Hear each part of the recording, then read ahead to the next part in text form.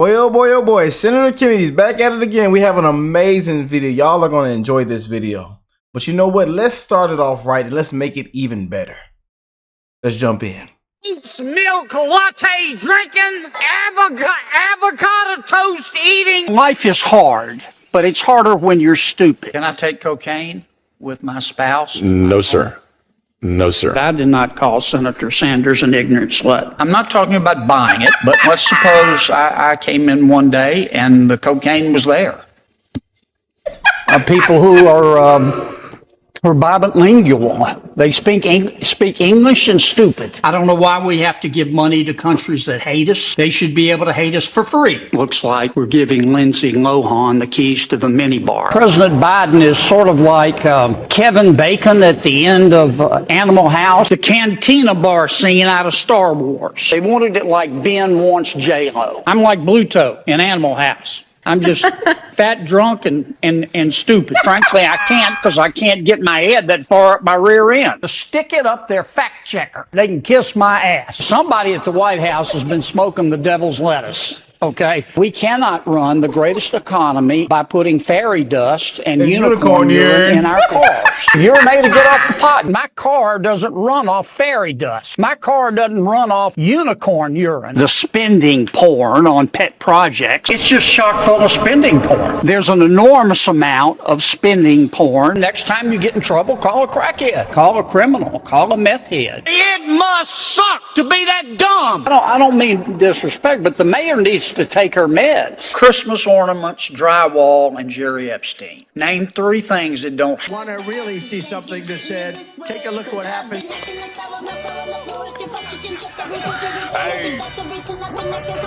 Why this beat so cold? We will make America proud again. And you try to kill our we will make America wealthy again. And yes, together, we will make America great again. Hey, buddy. Gotta start that thing off right, man. I hope y'all enjoyed that, but it's funny to even get more realer, man. Oh boy, Senator Kennedy's back at it. And I want to send a huge shout out to Maria for sending this video over for me to check out and react to. And y'all guys, send it. Just send it. You know, I know we break the news, but we do also go back in time. We do check out this. We do certain reactions on the channel. So please don't be afraid to send me whatever. You know, we're here to call it out, expose it, show what took place. You know, and this one got to do with Nancy Pelosi, man. They out of walk. I don't care what a walker and everything, bad hip, replacement hip or not. Put your hands behind your back. She was responsible in some of the biggest scandals. That woman needs to be thrown in jail. Nancy Pelosi, get Chuck, all of them with you. Bring Elizabeth, all of them. We can go down the list and throw them all in jail. She in there inside trading. We know what's going on. They should have came and put her hands behind that back long before she ripped up that speech. Long before. We know about J6. And she on camera. On camera, admitting. And we caught her daughter too. Don't act like we caught her daughter too. These frauds, man. Mr. President, make sure y'all hit that like button, subscribe to the channel if you're new here, join the family. God bless them beautiful patriots around the world. I love you guys, man. Make sure y'all join the family if you're new here. Let's jump in, man. Oh boy. The Consumer Financial Protection Bureau, we call it the CFPB, has struck again. It has made another bad decision. This by an agency that has become famous for bad decisions. Here's what's going on, Mr. President. You remember the Dodd-Frank Act, of course, which this Congress passed after the financial meltdown in 2007, 8, and 9. There was a section in the Dodd-Frank Act called Section 1071, fairly innocuous. Congress directed certain information to be collected about small business loans. We were curious about small business lending in America. And so we directed in this Section 1071, we directed certain covered financial institutions. I'll call them small banks because most business loans to small business people come from small banks. We directed small banks to start collecting information about their loans to small business people because we wanted to know, see if we could do something to make their services more efficient. And we, the Congress, asked that 13 pieces of information be collected. The sort of stuff, Mr. President, that you would imagine, very routine stuff, like, what was the date of the loan, small business loan, how much was the loan, that sort of thing.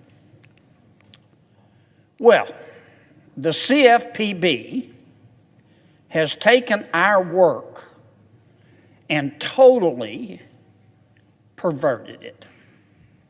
The CFPB has promulgated a rule that totally perverts our intention in Section 1071 of the Dodd-Frank Act. First, we intended only small businesses to be covered in providing this information.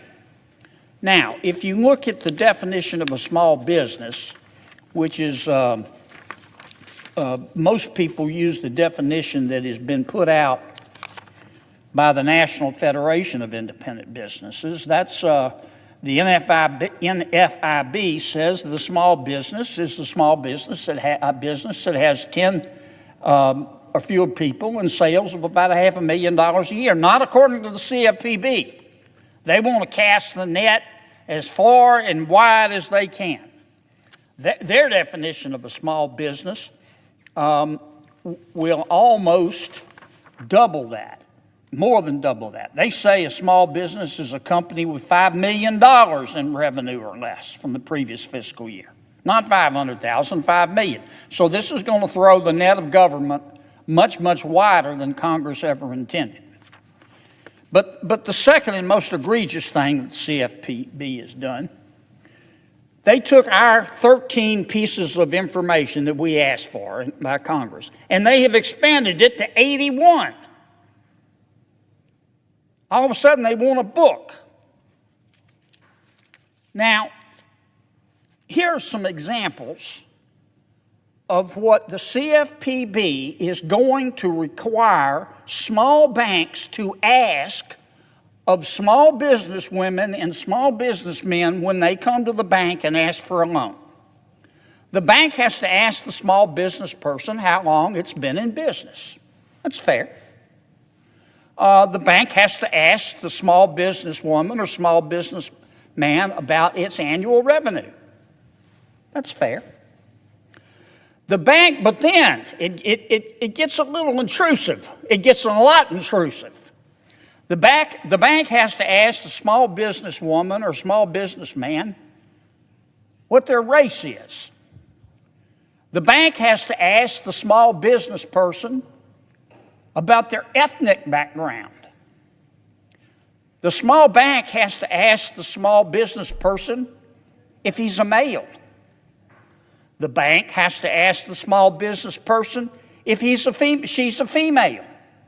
Should be obvious to many, but those questions have to be asked. The bank has to ask the small business person if that person is a lesbian. The bank has to ask the small business person if that person is gay. The bank has to ask that small business person if that small business person is bisexual. The small bank has to ask its customer, that small business person, if that small business person is transgender.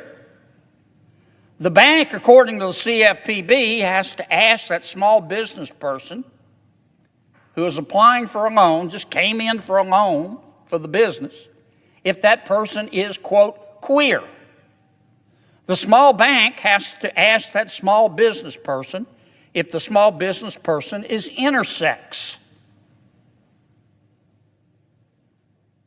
And not only does the bank have to ask those questions, private questions of the person from the small business applying for the loan, the person applying for the loan on behalf of the small business has to bring in every one of its owners who own 25% or more. And the bank's got to start over with those people. Are you a male? Are you a female? What's your race? Tell me about your ethnic background. Are you a lesbian? Are you gay? Are you bisexual? Are you transgender? Are you, quote, queer? Are you, quote, intersex? Give me a break. Oh, man.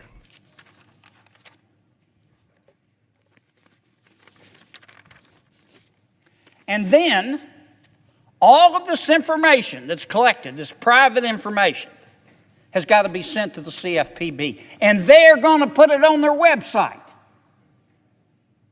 Are you gay? Are you lesbian? What race are you? They're going to put it on their website. Now, the CFPB says, well, it's going to be institutional level data, just top line data fields. Bull.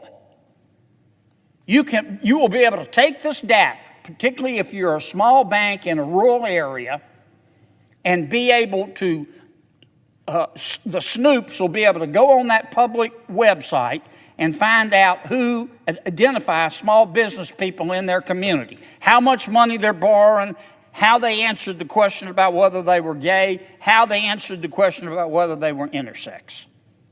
Incredibly private information. And why? Why does the CFPB need this information? Well, the truth is they don't, but I'll tell you why. The CFPB is setting these small business people, but also these small banks, up for lawsuits. That's exactly what they're doing. And what happens if a small business person goes into the bank and the small banker says, listen, I hate to have to ask you this, but CFPB says I have to ask you, are you gay? As if that's anybody's business. And the small business person says, that's none of your business. And I'm not going to answer that question. I'm here for a loan, not to talk about my private life. What I do in my privacy, my bedroom with a consenting adult is my opinion, Mr. Banker. And the small banker says, you're right, I'm sorry, I had to ask. They make me. If the small business person won't answer the question, the small banker can get in trouble with the CFPB. What has the world come to? And the CFPB, it doesn't care about the cost. You know what this is going to cost to implement every year? $400 million. Why? And that doesn't even include the cost of actually setting up this program. That'll be hundreds of millions of dollars more. And it's not like the CFPB is exactly a wizard when it comes to data security. It's going to be on their public website, but in terms of the granular information, the CFPB says, oh, don't worry, we'll protect it. Right, like it protected it a few months ago. The personally identifiable information of 256,000 consumers, which was being held by the CFPB, was breached. And you know what the CFPB did? They didn't tell anybody for 2 months. They acted like a rock, only dumber. We're not talking about wizards here. Wizards of financial data, privacy, and security. This, Mr. President, you know, I hear it all the time. You probably hear it back in your state, perhaps. But people tell me all the time, Kennedy, what's wrong with Washington, D.C.? Why is common sense illegal there? This rule. What does the world come to? So, my Congressional Review Act request is to have the Senate tell the CFPB that it is none of their business, what a private American does with another private adult American in the privacy of their bedroom. We are free to so long as it doesn't break any laws, to express our sexuality however we want to, and it's none of the CFPB's business. And with that, Mr. President, you get caught with this much fentanyl, 5 years or 10 years. Get caught with this much fentanyl, 5 years. Get caught with this much meth, you can hardly see it, you get 5 years. Does that make any sense to you? Senator Kennedy.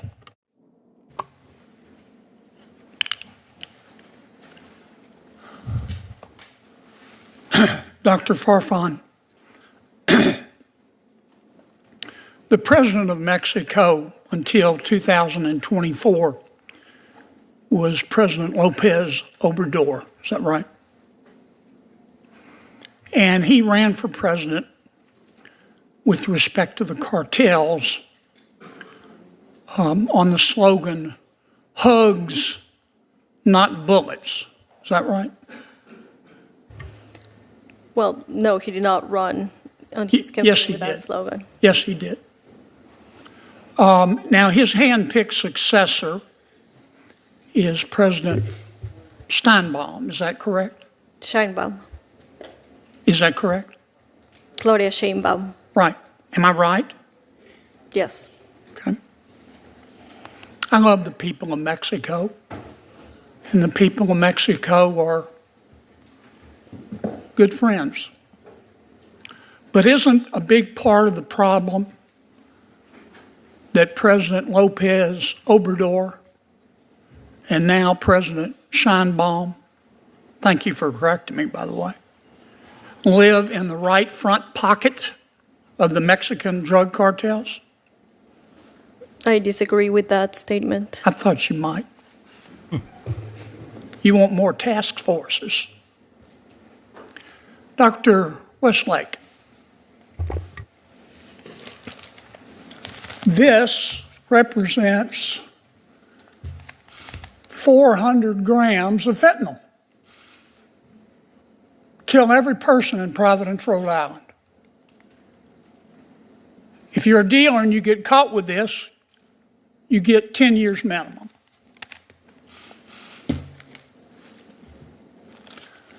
This represents 40 grams of fentanyl. Would kill every single man, woman, and child in Culpeper, Virginia.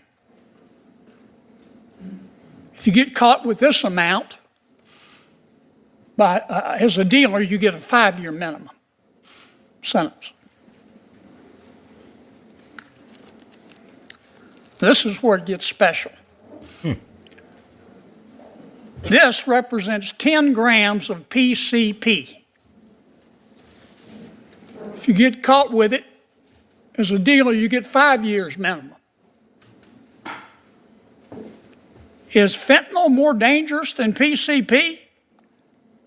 Yeah, absolutely, Senator. The fentanyl is classified, can be classified as a lethal weapon. I did a chart on it. And this is 5 grams of meth. That's what this represents. If you're a dealer and you get caught with it, your minimum sentence is 5 years. Is fentanyl? You get caught with this much fentanyl, 5 years or 10 years. Get caught with this much fentanyl, 5 years. Get caught with this much meth, you can hardly see it, you get 5 years. Does that make any sense to you? No, sir. It's like cell deep stupid, isn't it? You don't need a task force to see the logic of that. I've got a bill, it's called the Fairness in Fentanyl Sentencing, I've reintroduced. This bill will lower the 5-year mandatory minimum for 40 grams of fentanyl to 2 grams of fentanyl. It'll lower the 10-year mandatory minimum from 400 grams of fentanyl to 20 grams of fentanyl. This bill won't punish addicts. It'll help. It's not going to help until President Lopez Obrador and President Scheinbaum